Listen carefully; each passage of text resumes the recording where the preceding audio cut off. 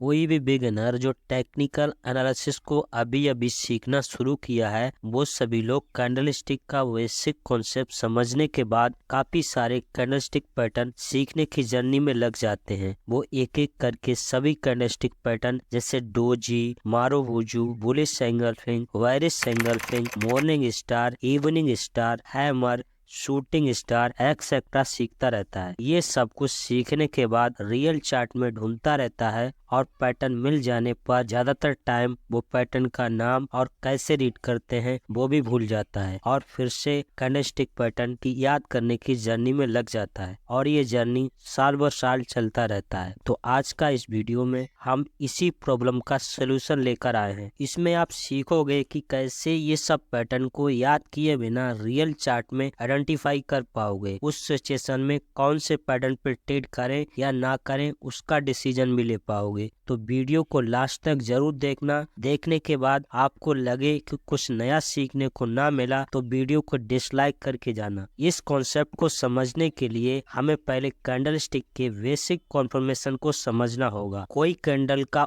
Open नीचे और close ऊपर है तो उस कैंडल का कलर ग्रीन होता है और जनरली उसको बुलिश कैंडल माना जाता है। सेकंड, जिस कैंडल का ओपन ऊपर और क्लोज नीचे होता है उसका कलर रेड होता है और जनरली उसको बेयरिश कैंडल माना जाता है। हाई और लो इस डिस्टेंस को उस कैंडल का रेंज कहा जाता है। इतना बेसिक अगर आपको क्लियर है तो कोई भी कैंडल पैटर्न अगर आपके सामने बढ़ रहा है तो आप अपने आप से दो क्वेश्चन पूछोगे। फर्स्ट, उस कैंडल का टोटल रेंज के कंपैरिजन में क्लोज कहां पर हो रहा है। सेकंड, उस कैंडल का साइज अपने प्रीवियस रिसेंट कैंडल के कंपैरिजन में कैसा है। तो हम फर्स्ट क्वेश्चन को पहले देख लेते हैं। इस क्वेश्चन के आंसर से आप जान पाओगे कि उस कैंडल में प्राइस को किसने कंट्रोल किया है, वायर्स या सेलर्स। जैसे इस कैंडल में आप देख सकते हैं प्राइस यहाँ पर ओपन हुआ और थोड़ा नीचे जाने के बाद हाई यहाँ पे बनाया और हाई के थोड़ा नीचे ये यहाँ पर क्लोज कर गया। तो कैंडल का टोटल रेंज के कंपैरिजन में क्लोज हुआ हाई के नजदीक। मतलब फर्स्ट क्वेश्चन के आंसर से हमें पता चलता है इस कैंडल में प्राइस को बायर्स ने कंट्रोल किया है क्योंकि इसका जो क्लोज है वो हाई के नजदीक है। और इस कैंडल को देखो, हो सकता है कि ये एक ग्रीन कैंडल है मतलब बुलिश कैंडल है, लेकिन टोटल रेंज के कंपैरिजन में हम इसको देखें तो हम देख सकते हैं क्लोज हो रहा है टोटल लो के आसपास। इसका मतलब प्राइस को इस कैंडल में सेलर्स ने कंट्रोल किया है। अभी आप इन दोनों कैंडल को देखो, इसमें एक बुलिश कैंडल है और एक बेयरिश कैंडल है, लेकिन दोनों ही अपने टोटल रेंज के कंपैरिजन में लगभग मिडिल पॉइंट के आसपास क्लोज किया है। मतलब इस कैंडल सेशन के दौरान ना तो बायर्स और ना ही सेलर्स प्राइस को कंट्रोल कर पाया। तो यहाँ पर एक इंडिसीजन टाइप का प्रोजेक्शन हुआ है। तो आप याद रखिए, कोई कैंडलस्टिक पैटर्न को अगर आप देख रहे हो और उसमें बाय डिसीजन ले रहे हो तो उसमें प्राइस बायर्स के कंट्रोल में होना चाहिए, और जब सेल डिसीजन ले रहे हो तो उसमें सेलर्स के कंट्रोल में होना चाहिए। और जहाँ पर इंडिसीजन है मतलब ना प्राइस बायर के कंट्रोल में है और ना ही सेलर्स के कंट्रोल में है, तो वहाँ पर कोई ट्रेड एंट्री नहीं बनता। वहीं पर आप कहोगे कि ये तो सिंगल कैंडलस्टिक पैटर्न था जिसका प्रोजेक्शन देख के रेंज निकाल के हम बता सकते हैं कौन प्राइस को कंट्रोल कर रहा है। लेकिन 2 या 3 या उससे ज्यादा कैंडलस्टिक से जो पैटर्न बनता है उससे क्या होगा। तो देखिए, जब भी आप प्राइस को देख के कैंडलस्टिक की हेल्प से प्राइस का कंट्रोल किसके हाथ में है ये समझने की कोशिश करते हो तो आपको सभी कैंडलस्टिक पैटर्न भूल जाना है एंड लेटेस्ट कैंडल के रिसेंट कैंडल के बिहेवियर को देखना है। जैसे ये कैंडल है जो सीधा दिखाई दे रहा है, इसका क्लोज अपने टोटल रेंज के हाई के आसपास है, मतलब बायर्स ने कंट्रोल किया है। लेकिन इसमें प्रीवियस 3 नंबर कैंडल देख के आपको लग रहा है इसमें तो जम के सेलिंग आया था और प्राइस को पूरी तरह सेलर ने कंट्रोल किया था। तो क्या प्राइस अभी तक पूरी तरह वायर के कंट्रोल में आ पाया या अभी भी सेलर्स के कंट्रोल में है। तो इसको देखने के लिए आपको तीनों कैंडलस्टिक के प्रोजेक्शन को देखना है, मतलब इसको एक साथ कंबाइन करना होगा और उसके प्रोजेक्शन से आपको इंटरप्रिटेशन निकालना होगा। तो अभी इन तीनों कैंडल का लो हो रहा है यहाँ पर और हाई हो रहा है यहाँ पर और ओपन हो रहा है यहाँ पर और क्लोज हो रहा है यहाँ पर। तो अभी आपके सामने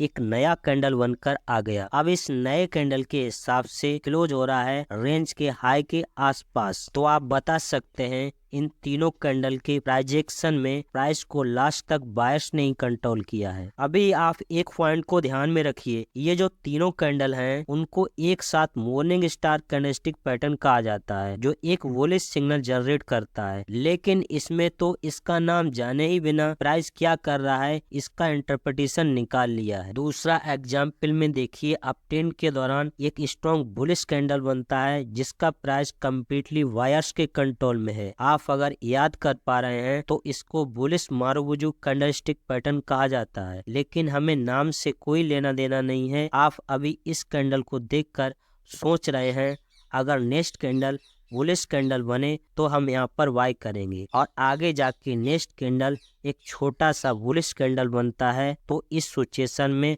आपको तुरंत बाय नहीं करना है, आपको दोनों कैंडल को कंबाइन करके देखना है। तो इसका लो हो रहा है यहाँ पर और हाई यहाँ पर और ओपन यहाँ पर और क्लोज हो रहा है यहाँ पर। तो इस नए कैंडल में रेंज और क्लोज के हिसाब से आपको सीधा सीधा दिखाई दे रहा है इस दौरान प्राइस को सेलर्स ने कंट्रोल किया है। तो इस सिचुएशन में कोई वाइड ट्रेड नहीं बनता है। फिलहाल के प्राइजेक्शन को इस तरह स्टडी करने के बाद लग रहा है प्राइस रिवर्स हो जाने का चांस बहुत ज्यादा है। अभी ये दोनों कैंडल मिला के कौन सा पैटर्न बना रहे हैं मुझे नहीं पता। आप कैंडल स्टिक के प्रोजेक्शन को देख के बायर्स और सेलर्स के बिहेवियर को स्टडी करने से सीख जाओगे, तो कोई भी कैंडल स्टिक पैटर्न याद करने का जरूरत नहीं है। अभी आप हमारे सेकेंड क्वेश्चन में आते हैं। उस कैंडल का साइज अपने प्रीवियस कुछ रिसेंट कैंडल के कंपेरिजन में कैसा है। इसमें आपको देखना है जो कैंडल आपने स्टडी करके बायर्स और सेलर्स के बिहेवियर को जानने की कोशिश कर रहे हो उसका प्रीवियस कुछ रिसेंट कैंडल उसी डायरेक्शन को सपोर्ट कर रहा है या नहीं। जैसे प्राइस यहाँ पर रिट्रेस्ट करने के बाद सपोर्ट एरिया में एक स्ट्रॉन्ग बुलिश कैंडल बनाया है, इसको देख के पता चल रहा है इस कैंडल में प्राइस को बायर्स ने कंट्रोल किया है। लेकिन प्रीवियस रिसेंट कैंडल जब प्राइस नीचे आ रहा था उसमें प्राइस का कंट्रोल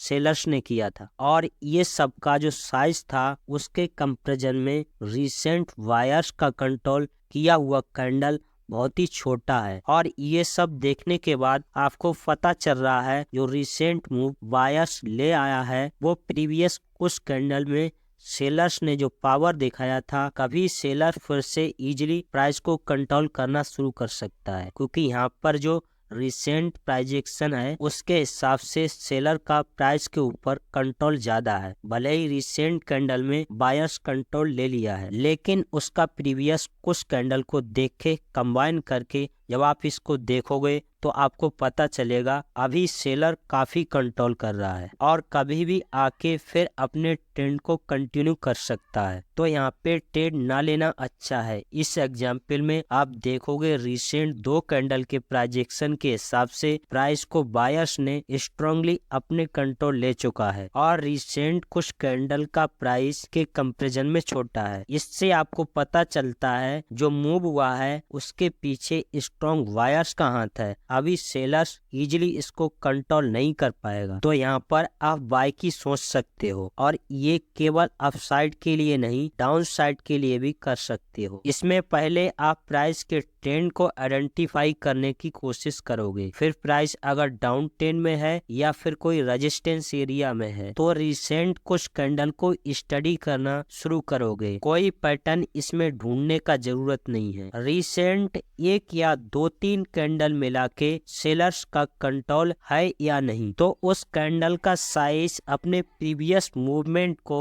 रिसेंट कुछ कैंडल के जिसमें प्राइस वायर्स को कंट्रोल कर रहा था उसके एवरेज से ज्यादा होना चाहिए। अगर ये सब कॉन्फर्मेशन आपको मिल रहा है तो यहाँ पे आप शॉर्ट सेल कर सकते हैं। तो जितने सारे कैंडलस्टिक पैटर्न हैं उसके पीछे का जो साइकोलॉजी है, उस दौरान स्ट्रांगली प्राइस को किसने कंट्रोल किया है, और उसी के अकॉर्डिंग आपको सभी कैंडलस्टिक पैटर्न सिखाया जाता है और ट्रेडिंग प्लान भी दिया जाता है। तो बस उस साइकोलॉजी को समझ लो और अपने हिसाब से कोई भी कैंडलस्टिक पैटर्न को स्टडी करना शुरू करो। किसी का नाम याद रखने की कोई जरूरत नहीं है। और आज की वीडियो मैं यहीं पर समाप्त करूंगा, और कुछ सीखने को ना मिला तो डिसलाइक कर देना, लेकिन अगर कुछ सीखने को मिला तो प्लीज एक लाइक करके हमें कमेंट सेक्शन में जरूर बताना वीडियो कैसा लगा।